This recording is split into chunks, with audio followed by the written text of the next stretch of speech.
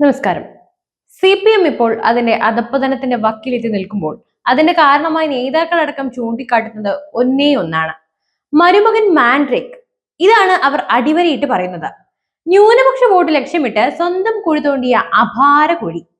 സ്വന്തം പരമ്പരാഗത വോട്ട് മറന്ന് ന്യൂനപക്ഷത്തിൽ മാത്രം ലക്ഷ്യമിട്ടപ്പോൾ ഉള്ളതും കൂടി പോയെന്ന് പറഞ്ഞാൽ മതിയല്ലോ. ആ, എല്ലാം മരുമകന്റെ ലീലാവിലാസം, അല്ലാണ്ട് എന്താ. പക്ഷേ ഇത് ആദ്യത്തെ അനുഭവമല്ല കേട്ടോ. 5 കൊല്ലം മുമ്പും സംഭവിച്ചത് ഇത് തന്നെയാണ്. സമസ്തയിലടക്കം ആവശ്യമില്ലാതെ നടത്തിയ ഇടപെടലുകളെല്ലാം പാരയായി മാറി. അതോടെ തിരഞ്ഞെടുപ്പ് ഫലം അവലോകനം ചെയ്യുമ്പോൾ മുസ്ലിം ലീഗ് കരുത്തു കൂടുകയും ചെയ്തു. ന്യൂനപക്ഷ വോട്ടുകൾ വലിയ തോതിൽ കോൺഗ്രസിന് മറിയുന്ന കാഴ്ചയും കണ്ടു. ഇതിന് തെളിവായി CPM കാണുന്നത് ഗുരുവായൂരിലെ വോട്ട് കണക്കാണ്. ഇതിനൊപ്പം സൈബർ സഖാക്കളുടെ അമിത ഇടപെടലുകളും വിനയായി. സുരേഷ് ഗോപിയെ കിട്ടുന്ന അവസരത്തിലെല്ലാം സൈബർ സഖാക്കൾ കളിയാക്കിയപ്പോൾ സുരേഷ് ഗോപിക്ക് അത് ഗുണമായി മാറി. ചക്കിന് വെച്ചത് കൊക്കിന് കൊണ്ടു, അങ്ങനെ പറഞ്ഞാൽ മതിയല്ലോ. മാനുഷിക പരിഗണന പോലും ഇല്ലാതെ സൈബർ സഖാക്കൾ നടത്തിയ ആക്രമണങ്ങൾ സുരേഷ് ഗോപി എന്ന മനുഷ്യനോടുള്ള ജനങ്ങളുടെ സ്നേഹം കൂട്ടി.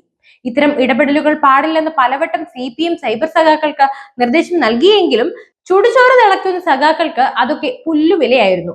എന്നാൽ നല്ല ബുദ്ധി തോന്നിയ മന്ത്രി K രാധാകൃഷ്ണൻ കൃത്യസമയത്ത് സൈബർ സഖാക്കളിൽ നിന്നും അകലം പാലിച്ചു. അതുകൊണ്ടെന്താ, ആലത്തൂരിൽ ജയിക്കുകയും ചെയ്തു. തൃശ്ശൂരിലെ കാര്യം എടുക്കുകയാണെങ്കിൽ സുരേഷ് ഗോപി ഒന്നാമനാവുമ്പോൾ VS സുനിൽകുമാർ രണ്ടാമതും എത്തി. തൃശ്ശൂരിൽ മുസ്ലിം വോട്ടുകൾ കൂടുതലുള്ളത് ഗുരുവായൂരിലാണ്. ഈ മണ്ഡലത്തിൽ ഒന്നാമതെത്തിയത് K മുരളീധരനും. ഇതിൽ നിന്ന് തോറ്റു തുന്നമ്പാടി മുരളീധരന് അനുകൂലമായി പോലും മുസ്ലിം സമുദായത്തിൽ വികാരമുണ്ടായി. എന്തുകൊണ്ട് ഇടതുപക്ഷത്തിന് അനുകൂലമായി വന്നില്ലെന്ന ചോദ്യം പ്രസക്ത ചർച്ചകൾക്ക് വഴിവെക്കുമ്പോൾ കണ്ണൂരിലും വടകരയിലും കാസർഗോഡും കോഴിക്കോടും പാലക്കാടും വമ്പൻ വിജയങ്ങൾ കോൺഗ്രസിന് കിട്ടി. ഇവിടെയെല്ലാം മുസ്ലിം ന്യൂനപക്ഷം കോൺഗ്രസിനൊപ്പമായി. മലപ്പുറത്തും പൊന്നാനിയിലും മുസ്ലിം ലീഗിന് റെക്കോർഡ് വിജയവുമുണ്ട്. കേരളത്തിലെ എല്ലാ മുസ്ലിം ന്യൂനപക്ഷ മണ്ഡലങ്ങളിലും കോൺഗ്രസ് മുന്നണിക്ക് തന്നെയായിരുന്നു വിജയം. ചുരുക്കി പറഞ്ഞാൽ ഇവിടെയും സഖാക്കന്മാരുടെ കുരുട്ടുബുദ്ധി പാളിപ്പോയി എന്ന് പറഞ്ഞാൽ മതിയല്ലോ. സമസ്തയെ ഭിന്നിപ്പിച്ചും മുസ്ലിം ലീഗിനെ അടുപ്പിച്ചും UDFനെ തകർക്കാനുള്ള നീക്കമൊന്നും വോട്ടിൽ പ്രതിഫലിച്ചതേയില്ല.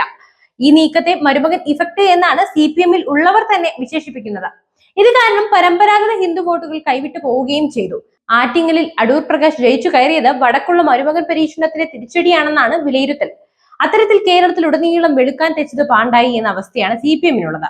വടകരയിലെ KK ശൈലജയുടെ വമ്പൻ തോൽവിക്ക് കാരണം പാർട്ടിക്കുള്ളിലുള്ളവർ തന്നെയാണെന്ന വാദവും സജീവമാണ്. ഷാഫി പറമ്പിലിനെതിരെ ആളിക്കത്തിക്കാൻ ചിലർ വർഗീയതയെ കൂട്ടുപിടിച്ചുവെങ്കിലും അതും പൊളിഞ്ഞു. അനാവശ്യ വിവാദങ്ങൾ ഉണ്ടാക്കി EP ജയരാജനെതിരെയും CPMൽ നല്ല വികാരമുണ്ട്. എന്നാൽ അതിലെല്ലാം ഉപരി അടിസ്ഥാന വോട്ട് ബാങ്കിനെ പിണക്കിയതാണ് തിരിച്ചടിയായതെന്ന വിലയിരുത്തലിലാണ് CPMലെ വലിയൊരു വിഭാഗവും. എന്തായാലും കൊള്ളാം, അല്ലെങ്കിൽ നിലനിൽപ്പില്ല. കാൽച്ചുവട്ടിലെ മണ്ണ് ഒലിച്ചു പോകുന്നതിന്റെ സ്പീഡും കൂടിയിട്ടുണ്ട്. അടുത്ത നിയമസഭ വരെ ഈ കത്തിക്കൽ കണ്ടാൽ മതി. ഒന്നും ഉറപ്പിക്കാൻ മറന്നു, ഇടതില്ലാതെ ഇന്ത്യ ഇല്ലാത്ത സ്ഥിതിക്ക് ഇപ്പോൾ നമ്മുടെ ആലത്തൂരാണ് കേട്ടോ ഇന്ത്യ.